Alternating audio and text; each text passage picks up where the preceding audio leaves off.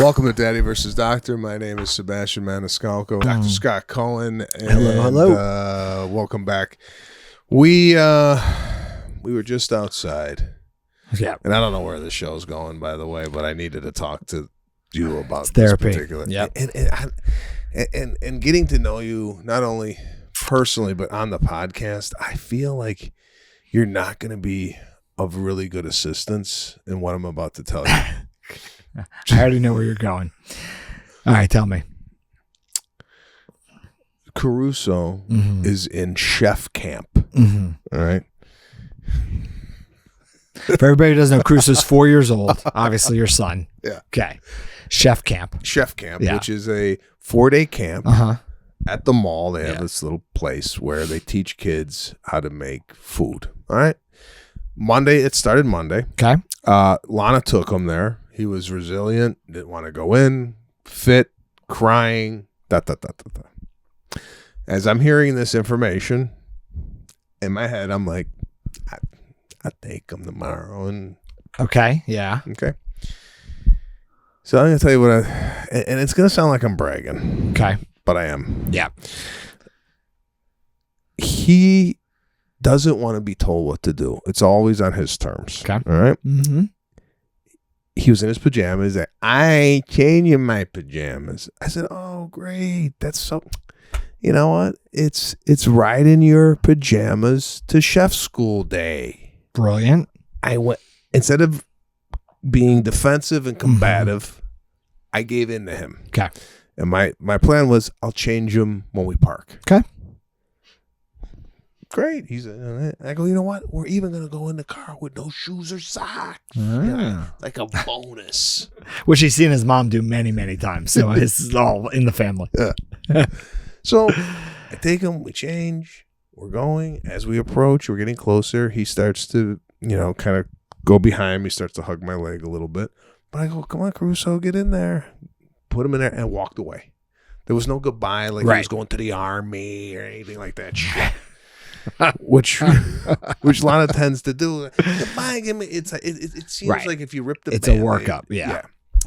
So I didn't leave. You could still see me. Yeah. And he's the type of guy that susses out the situation and then gradually participates. Mm-hmm. From 9 to 12, he was in there. He came out. He was so proud. He made pasta salad. I tasted it. I was very complimentary. So proud of you, buddy. I can't wait to show this to mommy. I made it really a big deal because what I wanted to do is set a precedent so he would feel like he would want to do this again. Empower him. Right. Yeah. Came home with the pasta, shared it with everybody at the house. Serafina and him had the pasta for dinner. They ran out of pasta, but they still had toppings left like cucumbers, tomatoes, and garbanzo beans. Caruso was like, let's make more pasta. We make pasta. He's tasting the pasta to see if it's ready. I'm like, we're in. Let's get the chef. Yeah. All right. Today comes, I said, listen, you got to take him. We're podcasting today.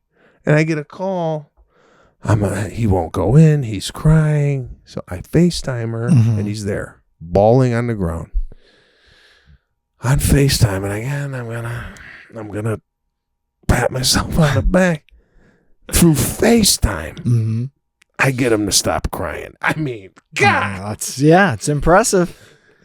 I go, buddy, what am I going to eat if you don't cook? And he starts to smile, right?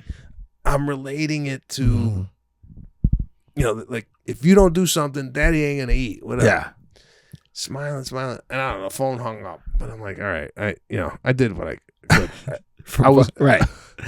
From a different zip code, you did as much as you could do.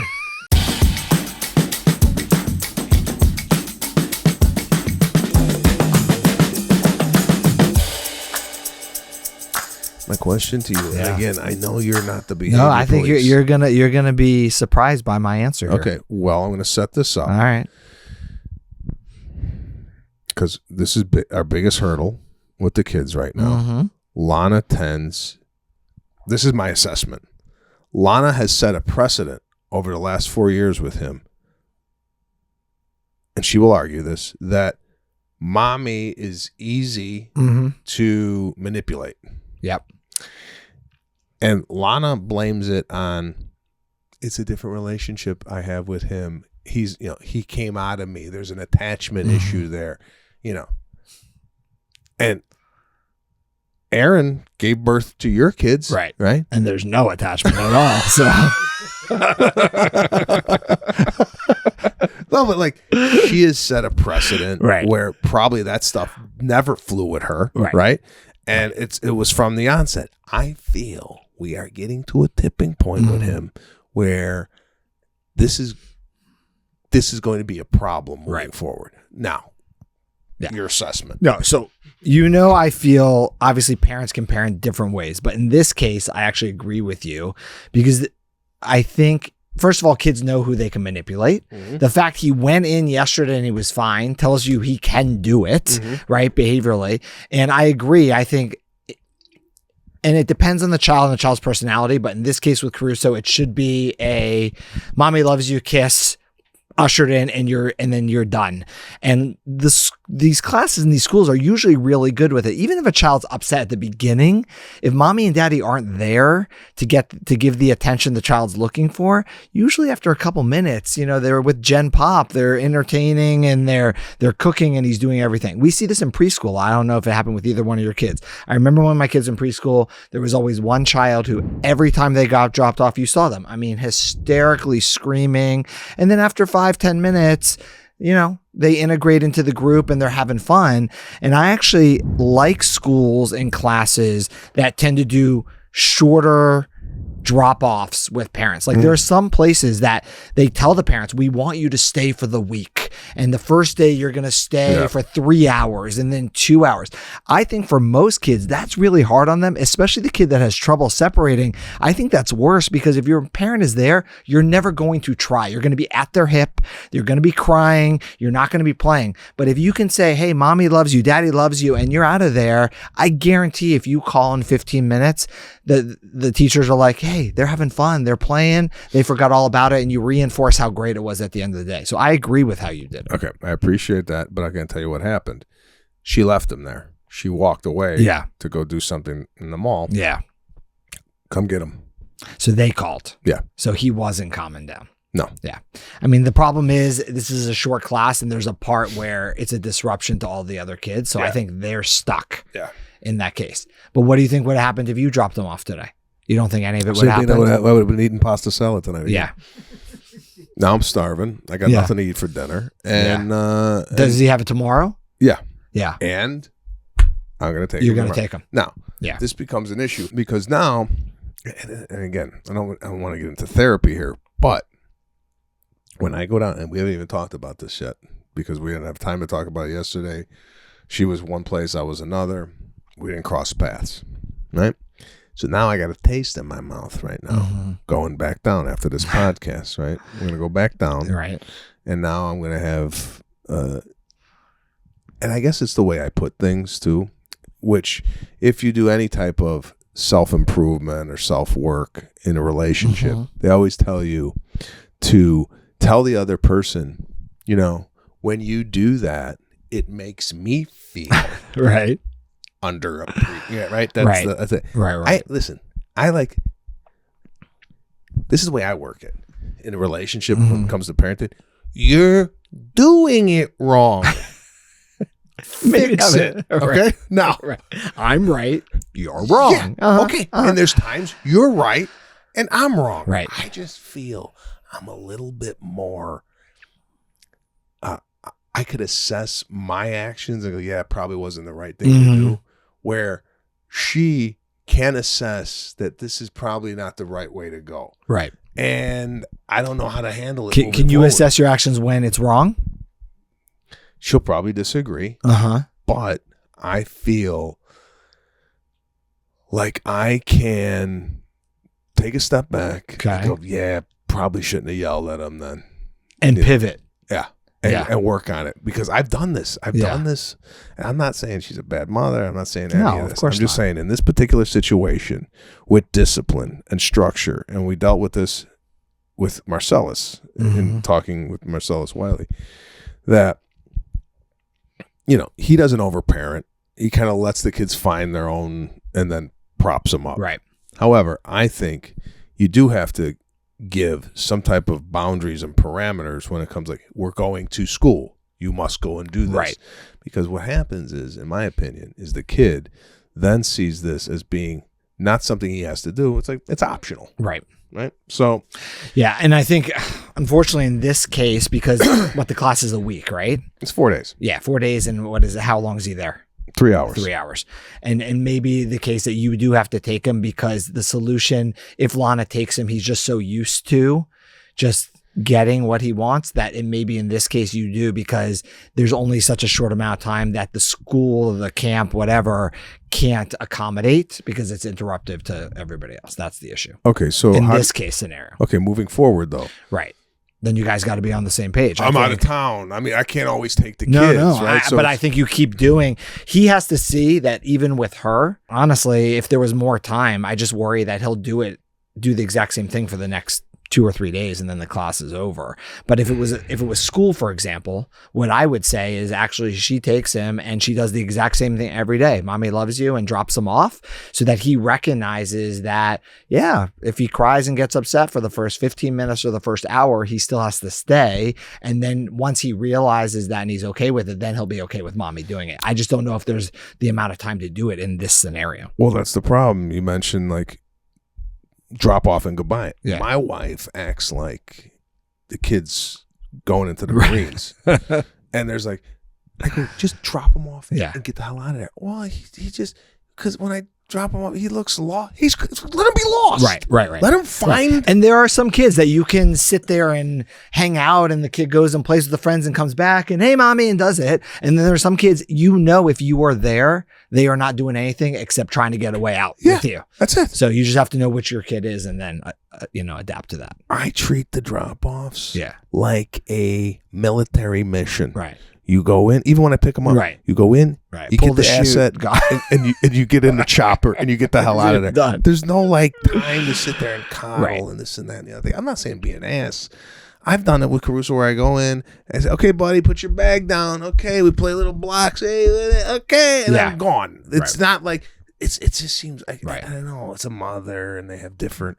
Right. But there are, like you said, there are non-negotiables, right? You have to go to school. So you have to be here. So you're going to stay here.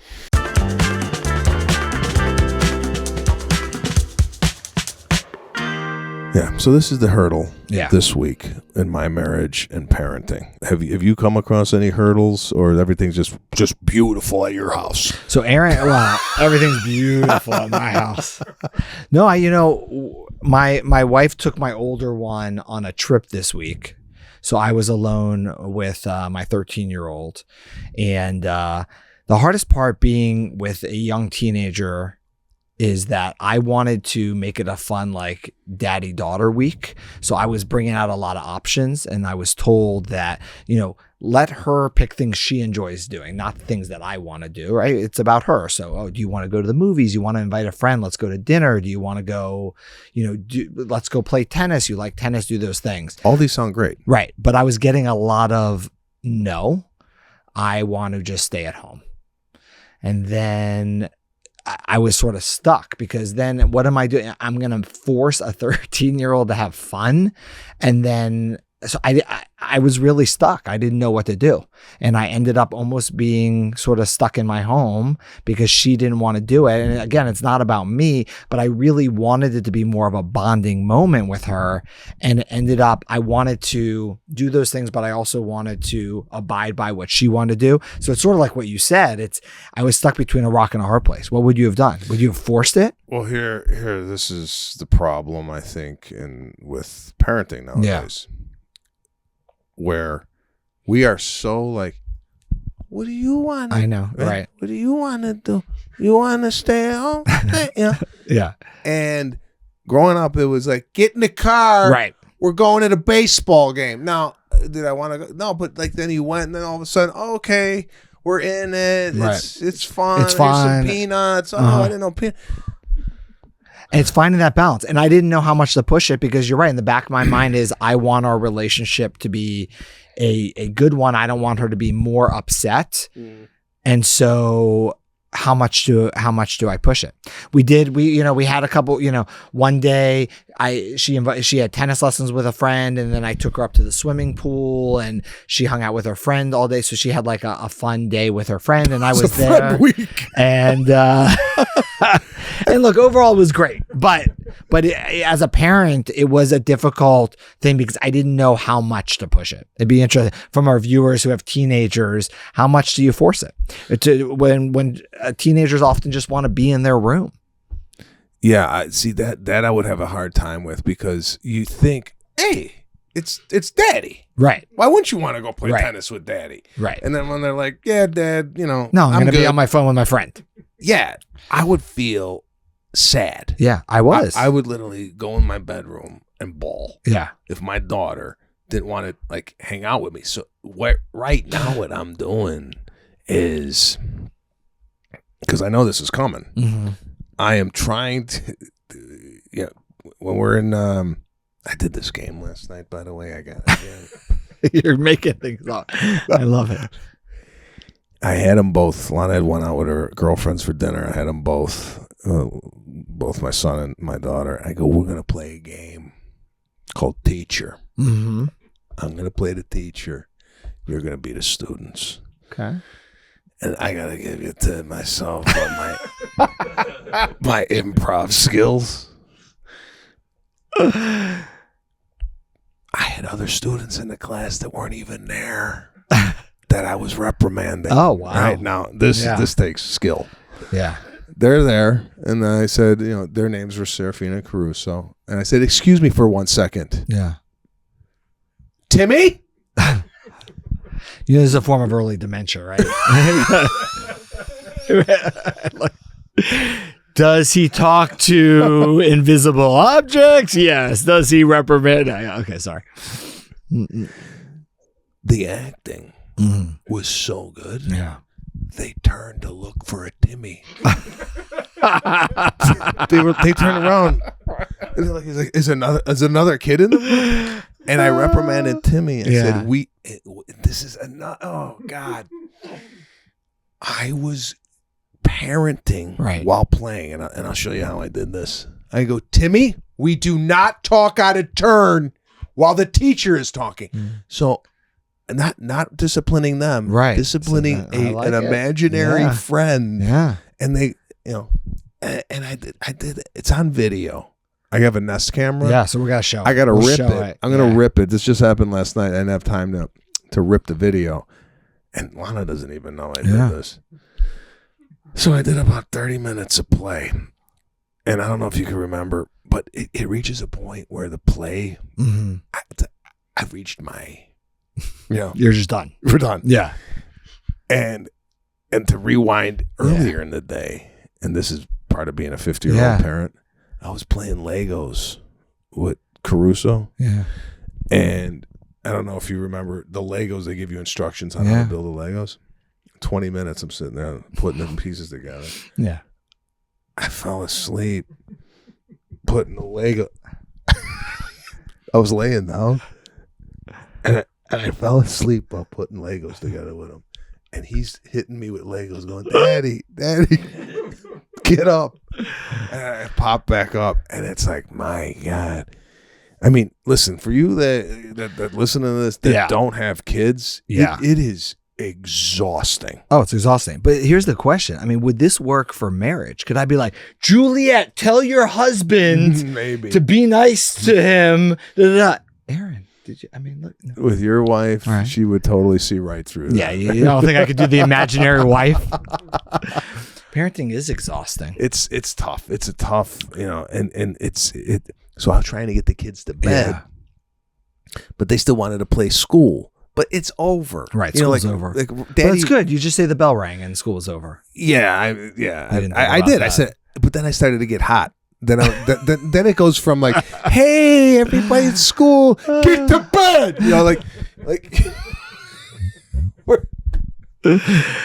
Oh God, like it goes from fun to not. It does. I think we do. Remember the show Wife Swap? Remember that show? Yeah. They should have. I've always said they should have child swap.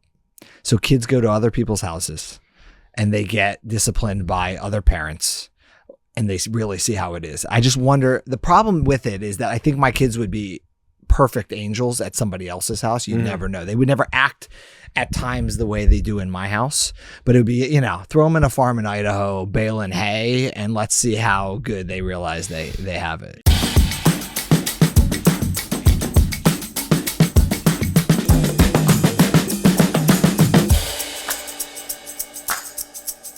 All right, what else we got on the bag? We're going to jump right into the mailbag. Hi, I'm Noah from Atlanta. My 4-year-old daughter has started to stutter when she's excited or nervous. Should we seek a speech therapist, or is this something she may outgrow? Did your kids ever stutter? No, but I have seen Caruso. My question to you in regards to speech in kids, I see more with Caruso than I did with Serafina. Sure. I think Serafina was very articulate at a young age and speaking in, fluent sentences. And with him, it seems a little delayed. Not that he's slow. Right. It just seems like I'm attributing it to boys are slower than girls are smarter than us at every stage of development. We're just louder, I think, is what happens. I don't know how we run anything because, we're just like cavemen. Our boys, is boys' speech? No, you know what it is, actually? It's the boys who are actually normal and the girls are actually ahead, if that makes sense. Oh, okay. So we see this a lot. So usually around a year of age, kids don't have many words. They have maybe a couple, mama, dada, and it still could be very indiscriminate. So they're not saying it specifically to you. And what we discuss between year 1 and year 2 is that there's 2 types of language. It's what you understand and what you say. Understanding comes much faster than speaking, especially in boys. Again, our speech tends to come later. But 12 to 18 months, I only care about what a child understands, and 18 months to 2 years is word explosion. So they may gain literally 3 to 5 words between 12 to 15 months, and maybe another 5 to 10 in the following 3 months. But what we want to see is the understanding. So we want to see that they're responding to their name. They're looking when you point. They're following commands. They're imitating. They're showing interest. And they're attempting speech. All the inflection babble. And when they say things, it's not like dad or ball. It's usually and ba means ball, and you know it and I know it and nobody else. But the 2 predictors of good future language is the understanding and the attempt at speech. And the biggest word explosion in the first 2 years is between 18 months and 2 years, and it's actually 21 to 24 months. By 2 years of age, we're expecting kids to start to put 2 words together, but it's like cavemen, right? Like me up. It's like how you talk on your act. About a 50-word vocabulary and about 50% intelligible to strangers. So it's not articulated well. And then between 2 and 3, sentence structure gets better. They're learning proper pronouns and tenses. By 3, they're doing like full sentences that are about 75%. And then by 4, we expect 100% intelligible speech. To this point, stuttering often happens after age 2. Explain.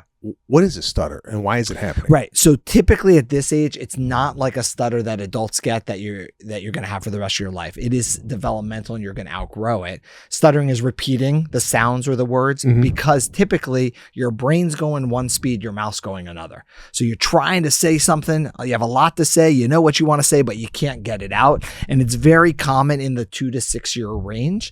And I often see it in kids who are much more precocious. So you take that 2-year-old girl, the boys are like, me, and the girl's like, hey, daddy, I want to go down the slide, which is typically whenever a 2-year-old boy comes in, they're always mentioning their best friend who's a girl because again, the boy's normal, the girl's way ahead. And then that girl starts to have stuttering because they're speaking so much. They have so much going on that it causes a stutter. We never worry about that. We tell parents, don't interrupt them. Don't tell them to slow down. Let them work it through. And usually it's a phase. I can think of less than a handful of kids in 20 years that it got so bad where the child becomes self-conscious. They don't want to speak because they recognize they're stuttering, where then we do speech to help them out.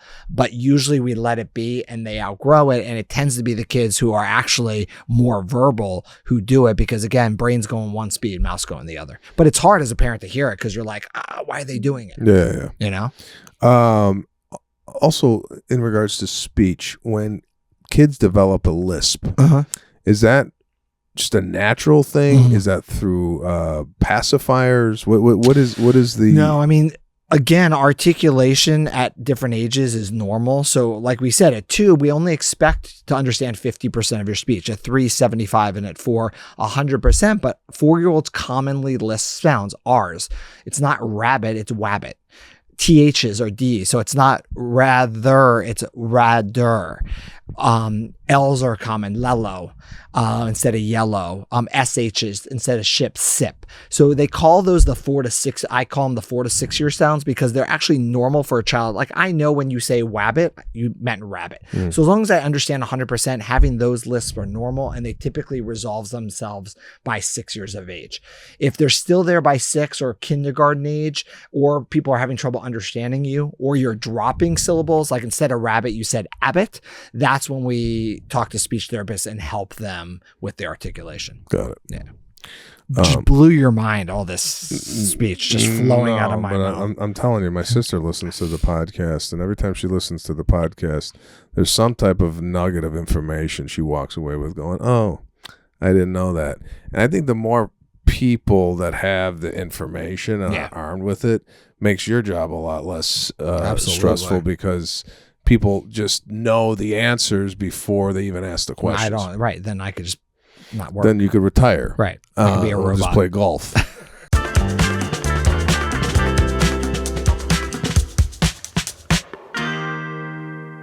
So we got Pop a Quiz. Pop a Quiz.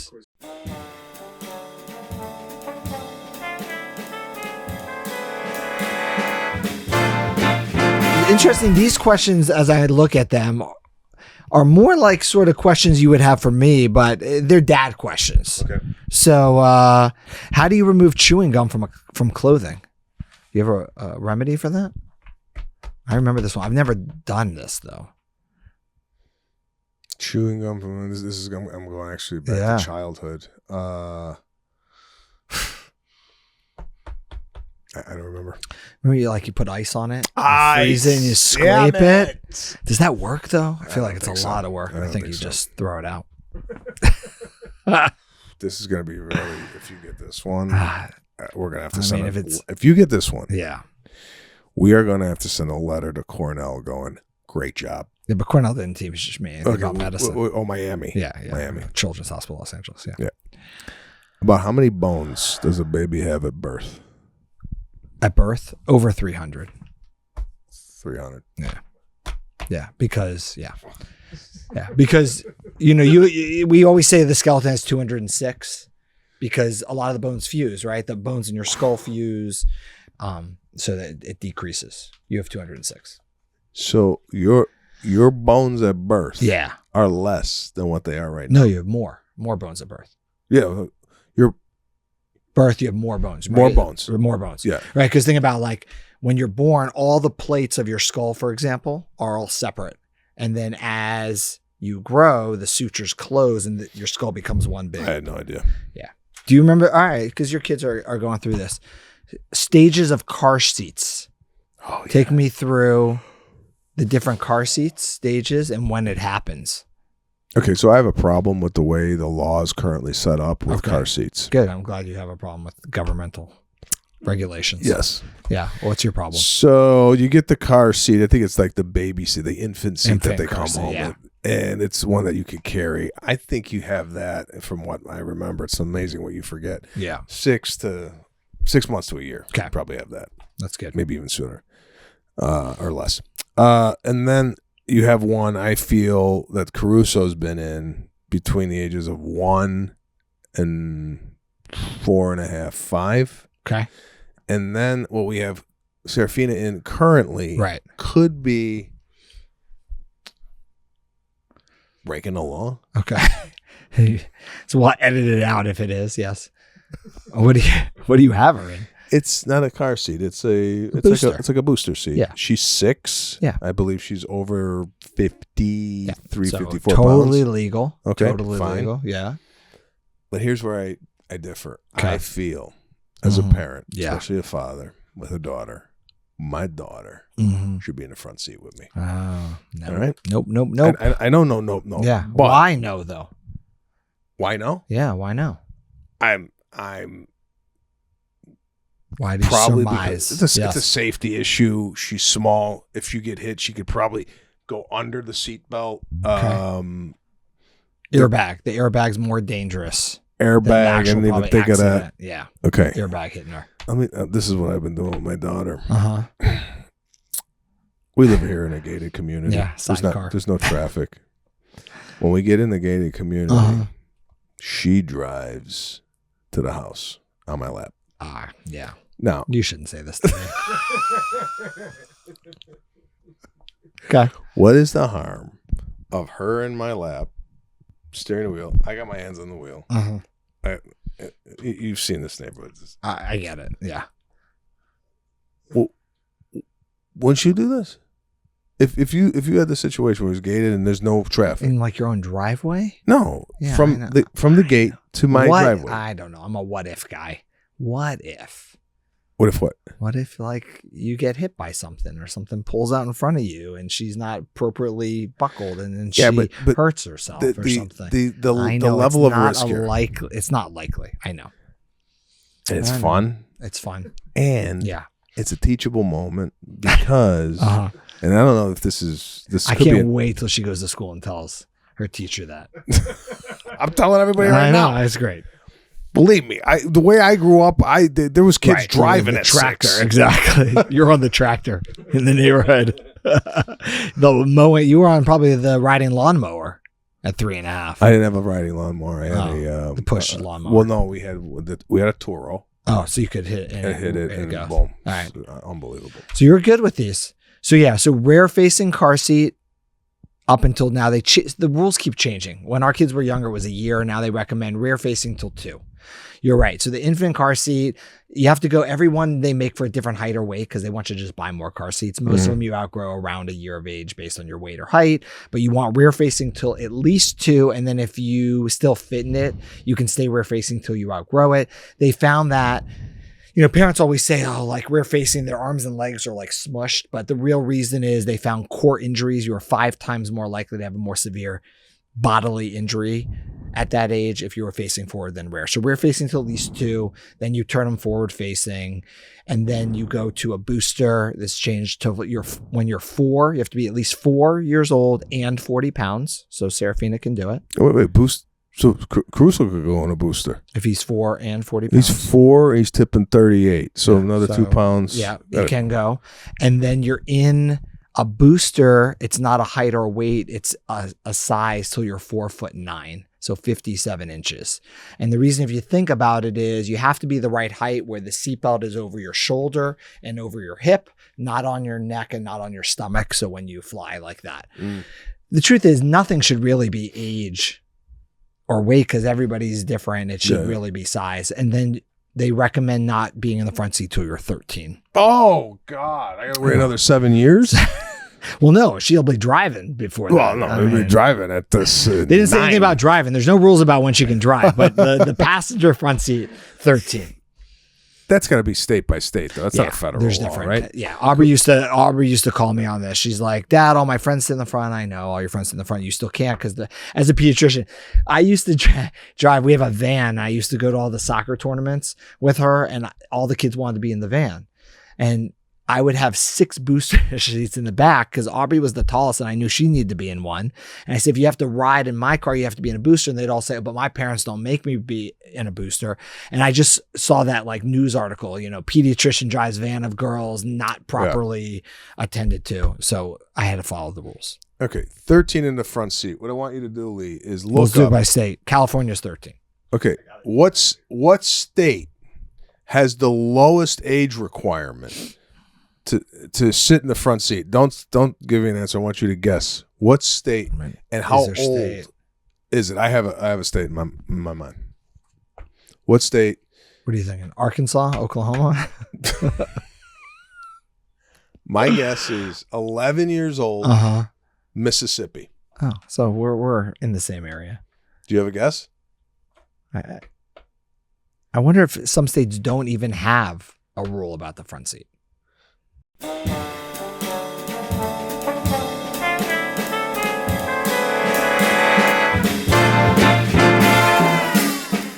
What is the first line treatment for otitis media? Otitis media, amoxicillin. God damn. But you know that. No, but Unbelievable. that's Pediatrics 101. That's ear infection. Oh, okay. But otis media is good too. Otitis media, no, ear infection. So we start with amoxicillin. I don't know. When can you introduce peanut butter, and when can you introduce honey to a child? Both after. First of all, honey after 1. Yeah. Why?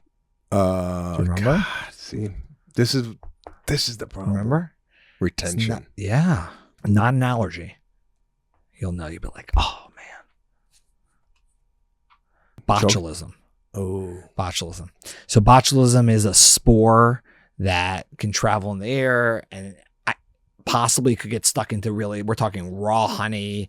And then if you ate it under a year of age, it causes a floppy baby. It's extremely rare. Have you seen it? Yeah. I had a patient, very interesting story. Probably the only one I'll ever see in my career. Came in at his 6-month visit and he's sitting on his mom's lap and he's like this, like a rag doll. And a 6-month-old should have some tone. So I picked him up and I put him on the table on his back and I pulled him up to a seated position. And again, when you do that with a 6-month-old, they should do this. They should lead. And he was like a rag doll. And I asked the mom, how long has he been like this? And she said, well, it's been a couple days. I thought he was coming down with something, but we had this visit, so we didn't come in earlier. And I said, have there been any honey? They said no. And has there been construction around the house? Because probably the main reason people get botulism is environmentally, the dust and the spores come up. And they said there's construction around the house. And I said, I'm probably wrong. You're probably going to think I'm crazy. I think there's a possibility he has botulism. We go to Children's Hospital because there's an antitoxin to it. Antitoxin is very interesting because during the wars in the Middle East, people were worried that they were going to use botulinum toxin as for warfare. So we took the antitoxin and it's stored in one place in the Midwest. It's under military control. So you have to get it from this one place and they ship it to the hospitals to give it if you have botulism. So that's what they did. And this kid got a couple vials of it and recovered, thankfully. God, I heard something similar to that story. I don't know if it was you telling us that story or somebody else saying that they had to have botulism flown. I think it was to Europe because of something. Yeah, it's very, it's monitored because we have to have control of it. But it's very interesting and very, very rare. And thankfully the child did well. So typically what happens is they're floppy. They have a history of not pooping. That's another question you asked. When was the last time they pooped? They couldn't remember the last time the kid pooped because everything's slowing down. And you actually can take a while to make the diagnosis because you make the diagnosis by testing their poop. But if they're not pooping, you have to wait.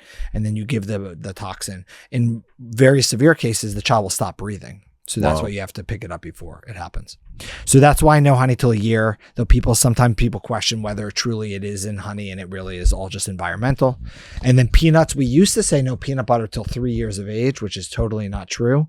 And now we learned early introduction of allergens, especially like peanuts, fish, eggs. You want to start in the beginning because early introduction decreases allergies early on. So as soon as we start solids at 4 to 6 months of age, we introduce all allergens. Okay. There you have it, people. Cornell, Miami, higher education, NIU, dummy. Another great episode. Daddy versus Doctor. Daddy versus Doctor. Again, share this with 5 people that you know who are not only parents, but maybe parents that are going to be parents, pregnant, what have you. I think the podcast has a lot of information for you guys. If this podcast was around when the kids were really young and I was becoming a new parent, it would have been an unbelievable reference for me. I would have gotten a lot less phone calls from him.